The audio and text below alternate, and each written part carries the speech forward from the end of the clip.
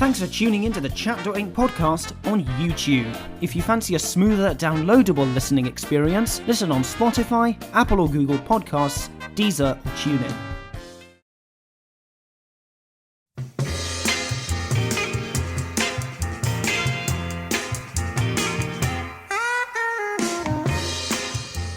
Hey, and welcome to the 5th episode of the Chat.Inc podcast after so long of not recording. I mean, I feel awful. How do you feel about not recording for so long? I actually feel so sad because we haven't recorded in so long. We haven't seen each other in a while. Exactly, quite a while, because we've all been really, really busy. We've been working on new projects. I've been working on a new film. You've been working on school continuously, A-levels, which, well, a pain in the arse. A-levels are a pain in the arse, I can tell you that much, but yeah. So, yes, welcome to this episode of the Chat.Inc podcast, where unfortunately we don't have a guest, which means that we can elongate the news section as much as possible. It's just us. It's just us, basically. It means that for the next 20 or so minutes, you're going to be hearing me and Olivia basically rambling on. And you will have to make do. You will have to make do with that. Right, okay. So, where do we start? Oh, yes, I think I've got some kind of idea of where we should start. Brit Awards. Of course. Finally, something Love which them. appeals to both of us equally. Exactly. Because you're not that impressed with BAFTA Awards, but I actually really like them. And I'm more for the Oscars, you're more for the BAFTAs, but the Brit Awards are equal for both of us. It's a middle ground for both of us. So, we have, for Best British Group, obviously... The 1975. Yes, the and 1975. Yeah, but... I like Little Mix. I like Little Mix as well. I mean, to be fair, the only song that I actually properly would listen to from Little Mix is Wings. Because I really like Wings. Because it was, I swear, it was nominated for a Brit Award, I think in 2013 or 2014, something like that. Yeah, no. And I heard it for the first time on a Brit Award album, but haven't Little Mix, been around since the start of the girl band era. No, but the 1975, I'm sorry, they are who I'm rooting for. I love them. Look, even me as well. I've got a lot of friends who like the 1975, including my co-host right here. So I have meltdowns to the 1975 and I enjoy it. I savor the feeling. You savor the feeling. I don't want to jinx anything, but I think because there was such an explosion with the 1975 in the past year, I think they might win. What song have Little Mix released lately so that they're... I don't know. They're not relevant. Because not in a mean way. No, they're a good band, but recently you never hear anyone saying, have you heard the new Little Mix song? Or you never go on to Capitol and hear Little Mix. Look, I mean, to be fair, okay, fine, they're a great band, they're really good singers, but still, as you said, they're not too relevant, and obviously... Didn't one of them date Zayn? I think so. I don't know. Which one was it? I think so. Okay, hang on. And then they wrote the song where it was like, shout out to my ex. Right, okay. Bear with us for 1 minute. Technical difficulties, just so that we can check that out. We're back. Okay, so as it turns out, it was Perry Edwards from Little Mix who dated Zayn. And I think, don't quote me on this though, I think he had a tattoo of her, and then he also got a lot of shit because they're both, because then he started dating Gigi Hadid. Oh no. And they're both blonde, blue eyes. Oh no. Everyone was like, what the fuck? Well, the guy has a type. The guy has a type. Obviously. But yeah, I mean, there are obviously more ones nominated for British Group, but I mean, these are the ones that I found. These are the ones that I found to be personally the most relevant by far. The 1975 most relevant, and Little Mix, I guess, the most... Interesting, yeah, let's just say that. Okay, then for female solo artist, we've got Arlo Parks and Dua Lipa. I don't know who Arlo Parks is. Neither do I. That's so mean. Let me find the song. I was talking to a friend of mine the other day, and I do remember... I do remember when I was talking to a friend of mine the other day and we were having a look at the Brit Awards, they were telling me, oh yeah, include Arlo Parks. And I'm just like, I've never heard of Arlo Parks before. Who are they? There is somebody listening right now who is absolutely furious with us for not knowing who Arlo Parks is. I guarantee you. Okay, we just played a song of Arlo Parks. Yeah, we basically just figured out, as it turns out, okay, Arlo Parks is... I actually like that. That's nice. I mean, to be fair, it's a song that I would probably vibe to if I was just sitting there and had nothing to do, I would play it and I would enjoy it. So like sitting by the pool. Yes. Just like vibing. Like seriously. Yeah. Okay, right. Moving on from that so that we can actually like, Youngblood and AJ Tracey. For male solo artist. Yeah, male solo artist. I like Youngblood. Yeah, I like AJ Tracey as well. I think it's those are good choices. The next one. Oh no, I just saw what's on the list. Favorite artist. Okay, I'm in love. Harry Styles and Watermelon Sugar have been nominated for Best Single, as well as Dua Lipa with Physical. British single, but like, okay, forget Harry about Styles. We have Dua Lipa and Harry Styles on here, but Dua Lipa has instantly become irrelevant in Olivia's eyes right now. He was going to go on tour last year. I had tickets in the UK to go see Harry Styles last year in March. It was 2 weeks before everything closed down for coronavirus. No. It was 2 weeks before the whole pandemic. Literally, like, I was so sad. I think the saddest part of like the whole coronavirus thing, not to sound like spoiled or just ridiculous. I get it. No. But I was so devastated. Like, forget the whole like being locked in your house. I dealt with that somehow in a way badly, but I dealt with it. But I was so sad because I was dying to go see it, because this is my favorite album. Even though some people, like his new Fine Line album, some people say that the songs they don't feel the same as the first album, because the first album was a bit more heartfelt. But Fine Line, the songs are so beautifully written. So I died. And I think one of the shows, I think he was going to have guest star Stevie Nicks in one of, I don't know if it was going to be in the show that I was going to go to in London the day I was going to go, but he was going to do like guest star with Stevie Nicks, I think. And I was just like, I can't even begin to imagine your reaction when you found out you couldn't go to that concert. Like, I would not want to be anywhere near you. Tickets. I would not want to be. I was going to go with Alexia. Oh my God. Alexia and I were going to go. Well, you don't know who Alexia is. Well, some listeners might, but someone who will probably at some point be a guest or a co-host on the show at one point. I don't know about co-host, but she's definitely going to come on the show. Oh, she's definitely going to be on the show for one episode, probably just to sit here and probably just sit here and continuously talk about her favorite artists. She will everything drink, that she really likes. She will bring Starbucks with her. She will have a chocolate like frappuccino thing, and she'll sit and she'll watch and she'll listen, and then whenever she feels like it, she'll like butt in and say something. Yeah, there's a word for that in Cypriot. We call it gotsirobedachtis. It's actually one of my favorite. Like when I'm like really mad, one of my biggest pet peeves is when people interrupt me. So when people say things like that, my favorite thing to say to them, oh my God, that's even worse. Favorite thing to say. Well, for the Cypriots, for the non-Cypriots out there, you're not really going to understand that. But what it basically translates to is you're throwing yourself out like a fart. So basically, it's so funny. It's so Cypriot. It's yes, for sure. Anything like that you say. I can't imagine a Greek saying anything inappropriate. Like someone who's really, really Greek. I don't know. In my experience thus far, the only inappropriate thing someone's ever told me was they got out of the car and called me an idiot because I accidentally swerved into another lane on the Vespa. So, no, Greeks, I've heard them swear, they just sound educated when they say it. Exactly. We just sound like Horkadi. Yeah. Every time. Right. I think we're getting a bit off topic here. So off topic. But anyway, back to Harry Styles. Oh God, no. I'm not going to go Not back anymore. to Harry Styles.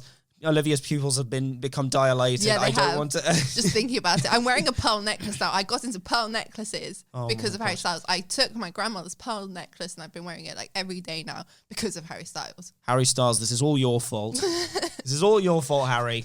I have a fashion sense because of you, Harry. Right, okay. Moving on from that, funnily enough, the one for the international female solo artist, there's not one that we didn't know of. Ariana Grande, Billie Eilish, Cardi B, Miley Cyrus, and Taylor Swift. There is no way that nobody has heard of any of those. Everyone knows it. You know, I liked Miley's comeback. You like Miley's comeback? I did. She had like a whole shag mullet haircut, and like she went a bit emo Oh, right. Okay. No, but I like it. Sure. I think it looks really good on her. I mean, you do you. You know, it's like whatever looks good. Whatever looks good on you, seriously. But, I mean, like, for international female solo artist, I mean, like, Billie Eilish, I feel like if she was nominated in 2018... She would have won. She would have won for sure. But now I feel like she's got some pretty tough competition Billie Eilish gets so as well. much shit. No, personally, I think she's amazing. And for any of you who haven't gone out there to see the song for No Time to Die... Yes, no, she is. I really like her music. Please do. But I don't want to say I like Billie Eilish's music because people are, oh, you're so basic. And like, everyone, like, they give her so much shit. Like, I don't know. Look, transport yourself back to 2018. Yeah. Everybody and their mums and their dogs liked Billie Eilish. They did. You cannot genuinely go and criticize someone for liking their music when you were fangirling over them 2 years ago, definitely. 3 years. 3 years ago. Was it? I still haven't gotten used to 2021 yet. God, but still. Anyway, and then Taylor Swift. My girl. Oh yeah, I love her. I have quite a few friends that like Taylor Swift as well. She also gets like so much shit for being basic, but I don't care. I love her. Well, it's fine. You know what? You do you basic. No. You do you. Right. And then last but not least for international group, two groups which I've never heard of, which are Foo Fighters, and I think it's Chaim, the way that it's pronounced, because I think they're Israeli, some people that are in them. Do you not just pronounce it H-A-M? I have absolutely no idea. I checked out, and apparently it said something about the singers, I believe, being Israeli, and there were some people with that surname in England where they pronounced it Chaim. Oh. But then obviously after that there's BTS. They scare me. There's BTS. No, the fans scare me. No. Look, I'll tell you something. Their music isn't half bad, but the fans have ruined them for me. Oh yeah. It's too much. It's too much. I think the scariest fandom of them all is not just BTS, K-pop stands. Like general K-pop stands. I actually really like some K-pop songs. I think some actually are like really vibey, really. I think some of them are really nice. I remember when my friends used to listen to BTS all the time, and they used to play me music while I was just sitting there listening to madness from the 80s. They're just like bringing me BTS, and I'm just like, oh, all right. I mean, this isn't bad. I kind of like it. See, I've got a really broad range of things I listen to depending on what I'm feeling. Yeah, hey-oh. Yeah, legit. I was walking to your studio. I was listening to David Bowie, even though David Bowie's my Christmas type of music. I don't know. Right. It always reminds me of Christmas. Well, to be fair, Julia, if Julia listens to this, she's gonna love you after saying that. No, because the thing is, right? I always listened to David Bowie when I was in the UK with my grandma, because she constantly playing David Bowie, and I'm mostly in the UK during Christmas, so always David Bowie is like Christmas for me. Right. In a way. Even though it's like April now, I'm like, Merry Christmas. Oh, for God's sake, every time you hear David Bowie. Oh, well, yeah, I mean, that's just Michael Bublé for me. I'm hanging on to, I used to listen, for me, a song that was always on the radio, something which is so prominent in my head from my childhood, is Everything by Michael Bublé. For those of you who haven't listened to it, go and listen to it now, and whoever doesn't cry from nostalgia doesn't get me and Olivia. I don't literally. Because you turned on, in England when I was growing up, you turned on Heart, you turned in Capital, Magic, anything you turned on, it was immediately Everything on the radio. You heard was there a song playing at a party? It was probably that. My dad hosted a fireworks party once and they played that. That is the most anticlimactic song ever for a fireworks party, and yet they still played it. My point proven. We're so off topic. How do we go from BT? Anyway, I have absolutely no idea, but this just proves our broad range of conversational skills, I guess. No, it just shows how we can't keep a thought for more than I feel like that proves a bit more. But moving on, yes, I would like to mention that the Dutch government has said that Eurovision fans will be allowed to into the arena to watch Eurovision. I don't know how I feel about that exactly, because I don't know exactly what's going on there. Maybe in the Netherlands it's okay, but do you know? I actually think they're okay in the Netherlands with Corona. I think they closed everything. No one was allowed in. You should just text Karis and ask her. Is she in the Netherlands? I think she's in the Netherlands. She's one of our old friends, Karis, if you're listening at any point. Yeah, basically hi Karis. Basically, I believe she's going to uni in the Netherlands. But I mean, still, I actually think they've got an okay situation, but don't quote me on that. But still, if you've got an okay situation, I feel like maybe it's a bit risky to... Not just risky, I think it's a bit of like it feels like a bit of a fuck you to the rest of the world. I don't know. What do you think gave the Dutch that idea? Look, you've got coronavirus and we don't. I mean, just genuinely, like, I just put my middle finger. I mean, it is a bit of a fuck you to the rest of the world, but still, though, I feel like, I mean, I stan Eurovision. I love the Eurovision Song Contest. It's kind of I watched it when I was like 11 with my yaya, and I still watch it with my yaya, to be fair. So. I can't. I sleep halfway through it. I fall asleep. Oh, well, my favorite part in the Eurovision thus far has been a few years ago when I watched it from start to finish for the first time, and I think it was the one in Ukraine. And an Australian guy came up onto the stage while the singer was singing their song from either the previous year or the same year. And he went in front of the camera and decided to show everybody his arse. And I saw this on live television. It was a few years ago, and it was unbelievable. What's Australia doing in Eurovision? I know that was a thing as well. I watched a few years ago someone reacting to the Eurovision, and their reaction to Australia being in it was hilarious. But still, I don't care what Australia was doing on the Eurovision. I want to know what someone's arse was doing on international television. I think that's more interesting. We were doing online classes, yes. Well, so half of us are online and the other half are in class. And this guy that was in class with us, he went to the camera like in class and he showed his ass to the camera to everyone else online. What the hell? What? You haven't told me this so far? Well, it's not like the first strange thing that happens. What? Seriously? That's not the strange... If someone did that in my old school, they would get like suspended for 100,000 years. I think he actually is going to be suspended. I'm not surprised. But like, so public weird. Indecency. Here's the performance. I'm showing Olivia the performance right now from the Eurovision.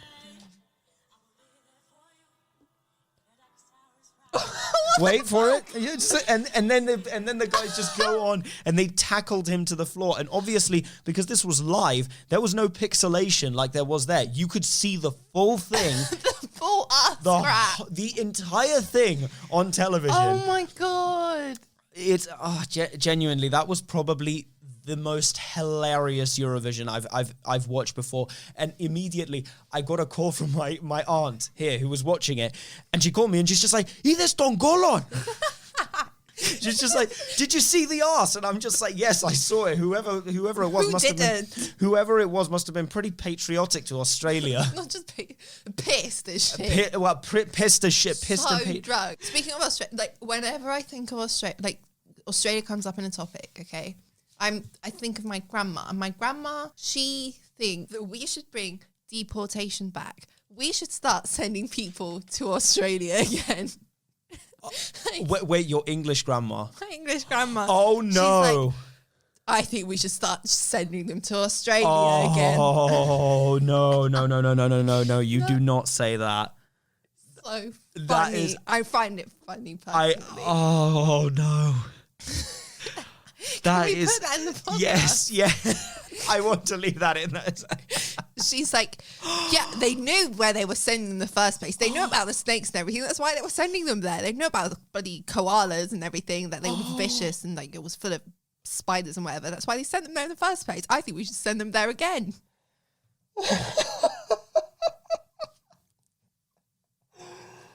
Oh, she's like, what? You're in for assault. You beaten someone. You're in jail. Just go to Australia. Just get sent to Brixton or something. Don't get sent to. Just get sent to HMP Brixton. Don't get sent to fucking Australia. We'll just put you out in the outback here.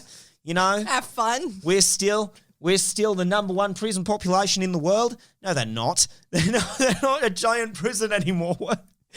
Some English she people thinks that we should turn it back into a prison again. Some English people have to get this idea out of their heads because I think she says it in a joking way, but sure. I think I'm sure. Like just the tiny part of her, just like 1% of hers. Maybe. Like, we probably should. I am sure. I know without a doubt there must be people in the UK who genuinely think that, like 100%.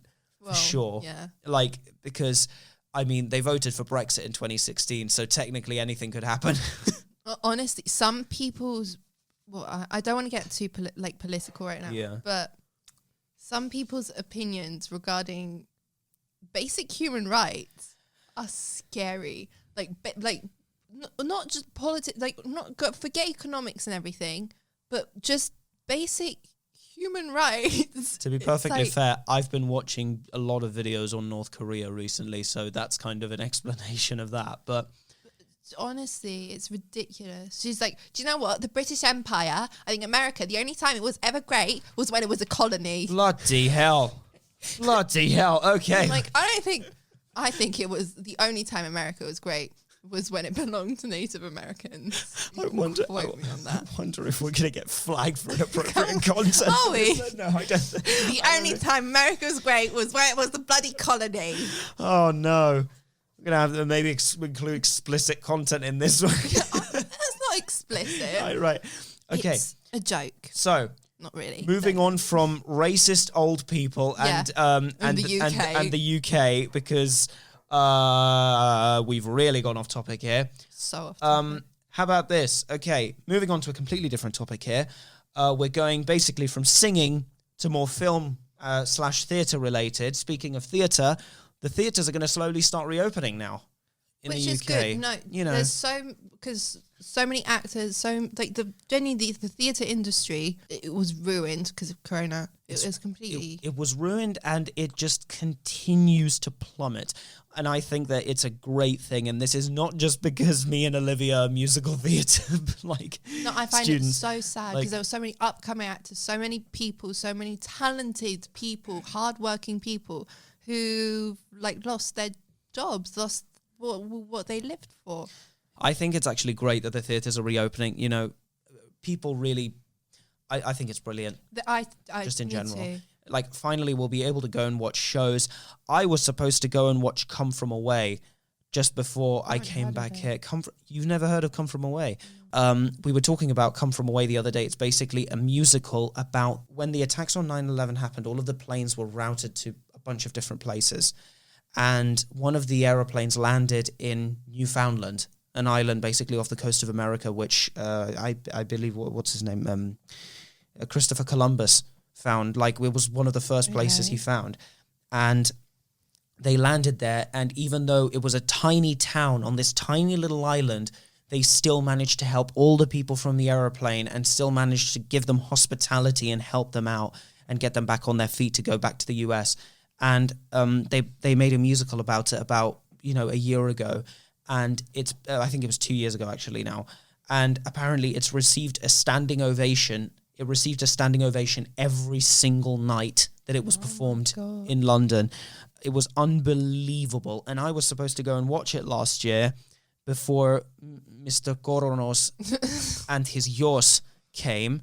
And I wasn't able to go and watch it. But still, I'm still being bugged by a lot of people, including a lot of people from our theatre, to go and watch it. And I really want to, because apparently it's a brilliant musical, and it's still on over there. I've got videos, for God's sake. I've got videos on YouTube, vlogs from London, of me walking past enormous posters of Come From Away in the tube station. I want to watch it now. A lot, and I love musical theatre, not just watching it, but mostly performing. It's the funnest thing. There is no feeling like being on stage. I think everyone's going to be a bit happier now that theatres have opened. I think so. Do you remember Olga?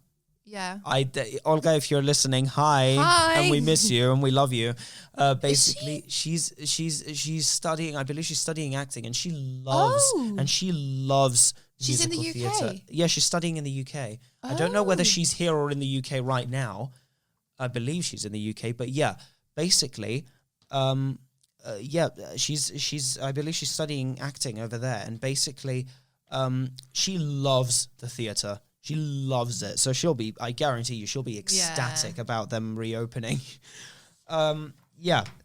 So on to Oscar nominations, and we're kind of tying this into... We're kind of tying it from the Oscar nominations into where you can watch the Oscar-nominated films. We're a bit late. Yeah, just a bit late, because this is episode 5. We had episode 5 scheduled for 2 weeks ago.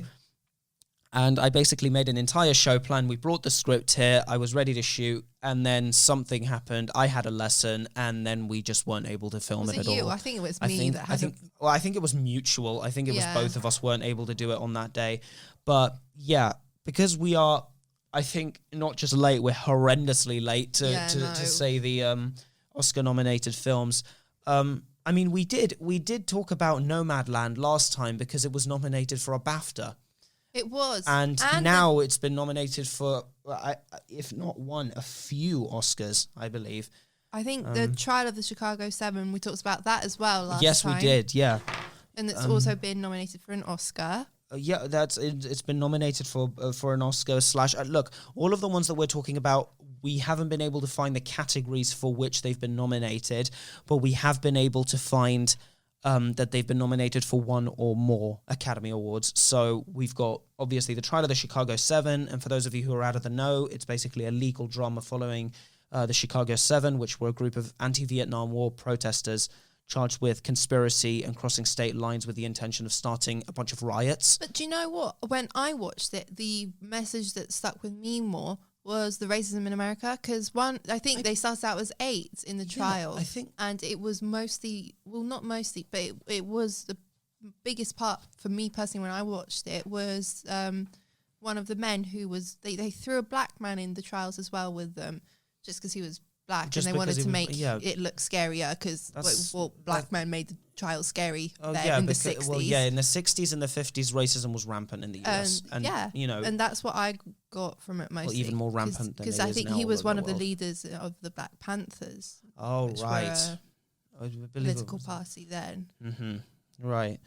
Well, on top of that, we've also got Nomadland, the one which I talked about. Oh, yeah, also just quick thing before we move on to that. Trial of the Chicago 7, you can watch it on Netflix. Yeah. So then we have Nomadland, which is on Hulu and Disney Plus. I believe Disney Plus is going to be available in a couple of weeks, which is basically the story of a woman who leaves on a road trip to explore the American West after losing her job in the Great Recession. And that is a really, really good film. I've seen a lot of scenes from it, and I think it's so promising. And I believe that Chloe Zhao, a brilliant director, and I definitely think they're going to win one or more of the categories. Then we have The Sound of Metal, which is going to be available on Amazon Prime from the 12th of April, which is basically the story of a heavy metal drummer who loses his hearing. That actually sounds really interesting. It does sound really, really interesting. I haven't watched it. I want to watch it now. It sounds brilliant. Like when it comes out in, 9 days, I'm going to watch it on Amazon Prime. And then last but not least, Minari, which is the story of a South Korean family pursuing the American dream by starting a farm in Arkansas in the 80s. And I've seen a lot of scenes from this. I've seen the trailer as well, and also a quick note on Minari as well. The director also a quick side note on Minari. The director Lee Isaac Chung was quoted as saying that he feels like a nervous chef while waiting for the audience to devour his film, which has been nominated for 6 BAFTAs and Oscars. That's a really weird way of describing your film. It is look, it's a weird way of describing the film, but I think it's quite poetic. Personally, I think it's quite poetic. I wouldn't say poetic. Creative. Well, yeah, I mean, creative. I think creative is a really good way of expressing it, but I don't think I. You know. Like I like it in the sense that it's interesting. Olivia's stuttering to find a way to say this without it being offensive.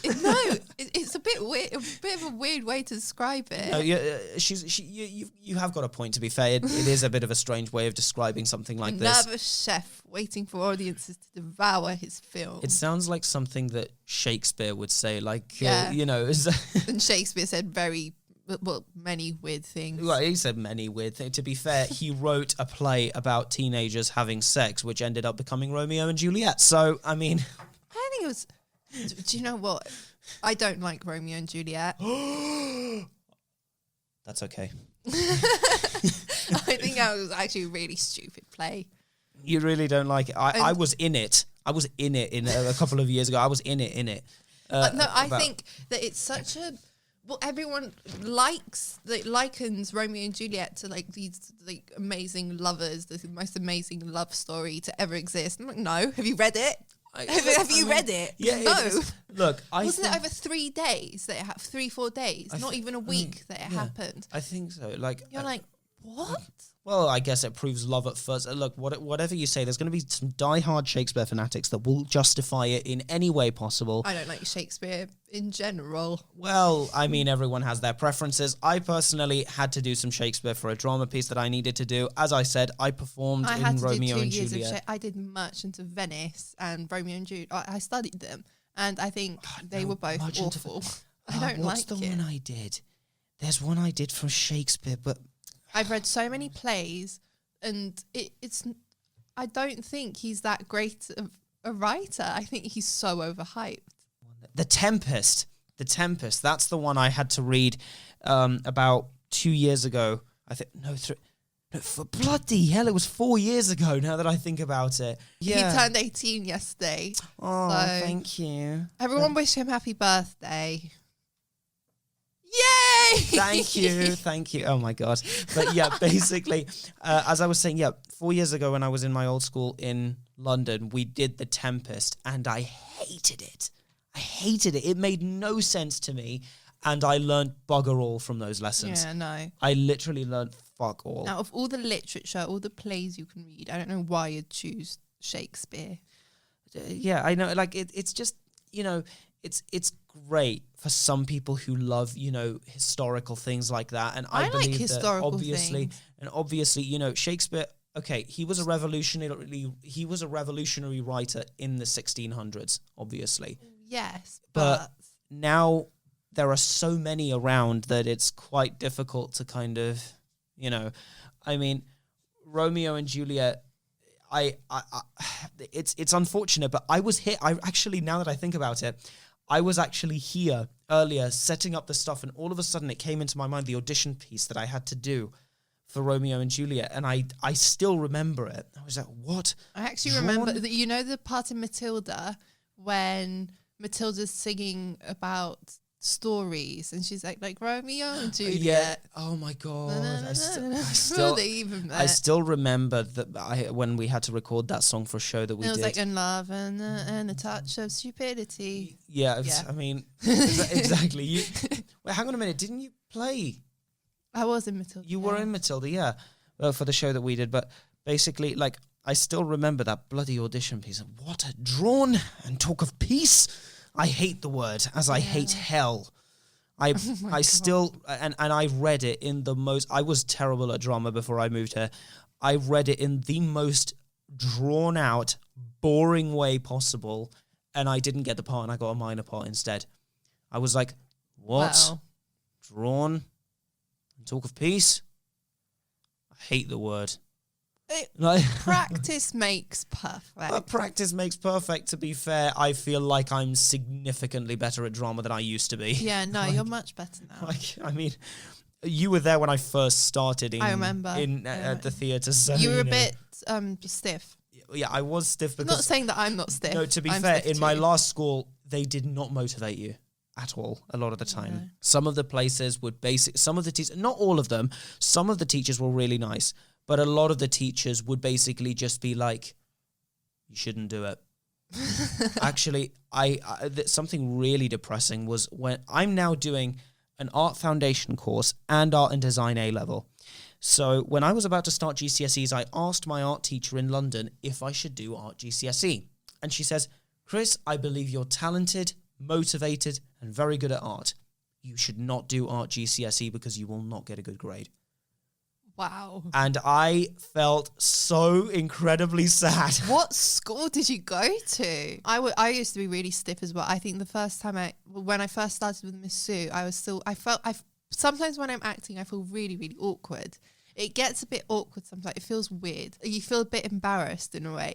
But when you get over that and when you just stop caring, it starts, you feel a bit better. How do you think I felt when I first started singing properly here in Cyprus for my first lesson?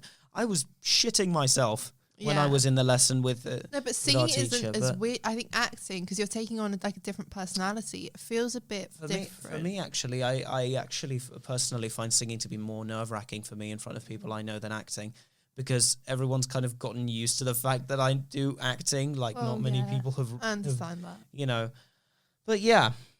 Off topic. So off topic, but you know what? I feel like that's the point of a podcast, right? Basically talk about long, drawn-out topics which are really irritating for the viewer, right? Yes. If there's anyone left listening. Yes, if there's anyone left listening, thanks for listening to this episode of the podcast. We really hope to see you again next week. Definitely hopefully next week. We're going to have someone on with us. Well, for sure. I will definitely find a way to get a guest on next week so that we can actually have someone here talking about something a little bit less drawn and talk of peace. Boring. I hate something actually interesting. Yeah, something actually interesting. But thanks for listening to this episode. This has been Chris and Livi, and we'll see you in the next one.